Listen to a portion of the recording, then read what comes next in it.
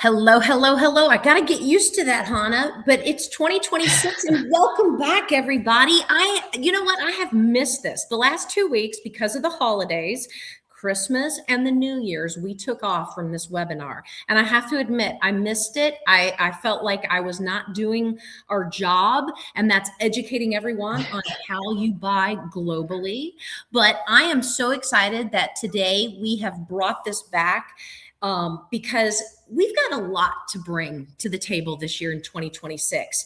2026 is going to be where Airdomo becomes a household name. Hey, everyone, I'm Stephanie Gilezan. I'm the co-founder of Airdomo. And today we've got Hannah Maverick here with me today. She's always my partner in crime on this. And we're going to talk about how we're buying abroad, but also the budget pitfalls. What are buyers missing? We always underestimate stuff, right, Hannah? Yeah, exactly. Hello everyone. I'm so happy that we're back. And I'm happy we're back with such an important topic because this one directly protects buyers, right? We see people fall in love with a property and run the numbers, and then they realize that the ongoing costs and the fees and the taxes completely change the picture. We've seen it so many times. So today we're going to break down the most common hidden costs of buying abroad and how the buyers can actually plan realistically from day one. So why don't we jump in? Starting with the obvious, why buyers underestimate costs? What happens? What's the root of that problem? Why do they so often underestimate the real cost of buying overseas? Well, it's what we do everywhere, right? We're using the headline prices only, right? We're misled because we see that glamorous headline and we think that is all that it is, right? We'll look at the purchase price and then maybe the stamp duty, but we're going to ignore everything else that comes with ownership in that country or in that island, right? The costs vary dramatically by country. And you cannot assume that your home country norms apply everywhere else because they are so very different. Legal fees, transfer taxes, notary costs, registration fees, and even commissions can work very differently abroad. Even the way that you can even become an owner works very differently. You have to be approved in order to be a landowner, right? And so you cannot think about what it is you're doing here or wherever your home country is. I've had multiple times through LinkedIn, through social media, people reach out to us because they find out about Airdomo a little too late. They see us on these webinars and they'll message me and say, Stephanie, I already have a deposit on a condo or on a house. I haven't done any other due diligence because it's under construction. And I'm like, wait a minute, you haven't applied for ownership? You haven't done this piece? You can't do that. There is a step-by-step process here, and you can't take that for granted, and you can't look at that headline price only. That's for sure. And that's usually where that great deal can quietly turn into a frustrating one, and even clients end up dropping it. But let's take it one by one. So, what about closing costs? What are the legal and transaction expenses that buyers often forget to factor in? This is a big one, okay? Depending on the country, closing costs can range from 5% to well over 15% of a purchase price. And that's going to vary, right? Because taxes, transfer taxes. Some of these countries don't have yearly property taxes. They charge them all up front one time. And that's why you'll see that over 15%. It seems high, but you'll never pay them again. But you've got to budget for that, right? You can't go out with 2.5 million US dollars and only spend 2.5 million US dollars. You really need to have that extra money because you cannot overlook your notary fees, your title registrations, that transfer tax or stamp tax, some of the countries call them, and legal representation. We've got to make sure that we are doing that document certification the way that that country wants it to take place. And a lot of times that's going to require local legal, which we're going to make sure that we're working through with our partnerships. And then you're also going to have bank and escrow fees because the money has to translate. The money's got to get from point A to point B, and it's got to be protected as well. Okay. Now, in some markets, buyers will also pay the commission, and that surprises some people. because they might think in their area that the seller would pay the commission. But that's not always the case. And so that's another way that you need to be, thinking about that country specific, culture and how things are handled. But that's what we're here for. We know those things in house. And that's why we're taking that heavy lift away from you so that all you have to focus on is where you want to plant your body. Exactly. And I do also want to say sometimes people are like, oh, it's 4, 5, 6, 7%. That's not a lot. When you think about it on a seven-figure purchase, that makes a big difference. Yeah. And sometimes people don't think about that. And then the next one is the ongoing ownership costs. So once the purchase is done, what ongoing costs catch buyers off guard usually? Well, these again, this is going to be specific, right? Because, if you're paying $50 a week for your grass to be mowed at home, that doesn't mean that that's what's going to happen in the place that you're buying, right? And so we need to have that due diligence done because you need to know, are there annual property taxes, right? Is there an HOA or building management fees that you must pay? What does the insurance look like? Right? And how does that, how does that happen? Is it hurricane, can you insure for hurricanes? That's a big one, right? Maintenance and repairs. What does maintenance generally look like, especially on that island with labor and the availability? Okay. And then utilities and services, which you should be able to obtain by, asking the current owner. And then also security and concierge fees. A lot of the luxury developments or the branded residents that you hear us talk about, they have, the concierge right there on site. They have the personal chefs. They have all these benefits, but that comes along with gratuities and it comes along with some other fees for staffing and amenities and upkeeps and things like that that you need to consider as well. Exactly. I think every buyer should ask themselves, what does this property cost me every year, even if I don't use it? Because Yeah. that question alone changes how people evaluate a deal. Absolutely. Moving on to rental related costs as well. For buyers that are planning to rent their property, what costs do they tend to underestimate? Well, rental income is great, but it's not always 100% profit. And that's okay too. I have a lot of clients they're not worried so much about making profit on the rental income. They just want the rental income to pay for the property, right? So, Yeah. you can find both and you can also find profitable rentals, obviously. But, common rental costs, property management fees. You have to have a property manager. Don't think you're going to manage this property from afar. It's never going to work, right? Cleaning and turnover costs. Those are things you can pass on to a renter, but you also need to go ahead and budget for those just because if the property sits vacant for a bit, you're going to need to send some people in. Just vacant homes collect things, right? Marketing and Mhm. platform fees. You're going to need to advertise it, get it on the different platforms for rent to make sure people know. And then also, you're going to have to budget for repairs because even if your guests are perfect, there's going to be normal wear and tear, and it's not going to last forever. You're going to have to, do furniture replacement over time. And then, of course, you've got to look at the fact of, the local taxes on rentals. Is there one? Is there a hotel tax that they make you pay? Is there tourist levies that you have to pay? And so in some countries, rental income is taxed locally. So you have to, take that into consideration as well too. Exactly. And I think the smartest buyers run net numbers, not Yeah. really the gross income projections.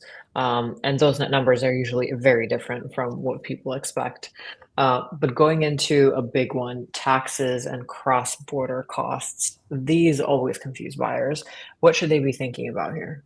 Well, this is what everybody misunderstands, okay? It's Mhm. the biggest one that you misunderstand when you're buying abroad, okay? But buyers have got to look at property and municipal taxes. Do they exist? Are they yearly? Are they upfront? How are they assessed? Does that property get assessed yearly or does it ever get assessed again? right? Is there those rental income taxes? We just talked about that. Is there capital gain taxes on resale, right? Do you have to hold the property so long before that tax is assessed, right? Or maybe that tax is waived. Is there withholding taxes? And is there an inheritance Hmm. tax or a succession rule if you've bought this property to be what I call a legacy property and you will it down to your family and your heirs once you pass? So, you've got to understand also, how is your home country taxing your foreign property or income? Just because your property, let's say my property's in Turks and Caicos, I still have to put that property and disclose to the United States that I have that property in Turks and Caicos. I may not pay any additional taxes on it here, but I have to disclose it. And I may or may not pay taxes in Turks and Caicos depending on, what the situation is and what I'm doing with that. So what you don't want to have happen is after the fact that you didn't do any of this and then you end up being taxed twice, or you get in trouble for non-disclosure, or you don't plan on these taxes, you don't budget for these taxes, and then it eats up all your profit, and then there was absolutely no money there to be made and it was all pointless, right? Yeah, and that's where exactly proper advice upfront really pays off. And this is what we always say to our buyers. Um, Moving into also a one that comes with a big warning sign, country specific costs and traps. Are there any country specific costs buyers often don't see coming? Yes, and some of these you don't hear of in maybe your norm home country. So, like for example, mandatory sinking fund.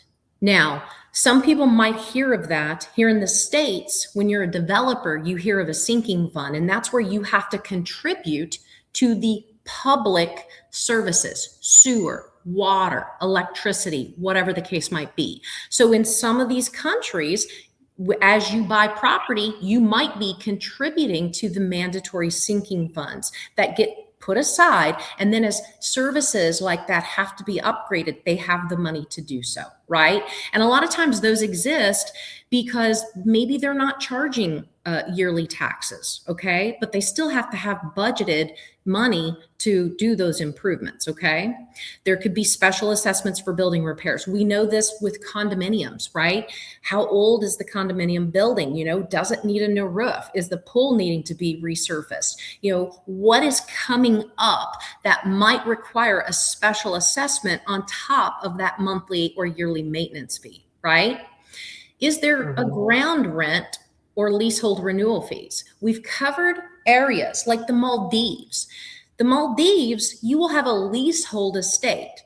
So, what that means is you will have a lease on that land for maybe 90 years. That's your home, but you don't own that land. You're leasing that land. Yeah. And is there a fee attached to that land, right? And so you need to understand, is there a charge or a fee for that? And what does that cost? And then foreign buyer surcharges, right? Because you're foreign, there might be an additional surcharge. And then infrastructure and development levies. That also goes back to that mandatory sinking fund.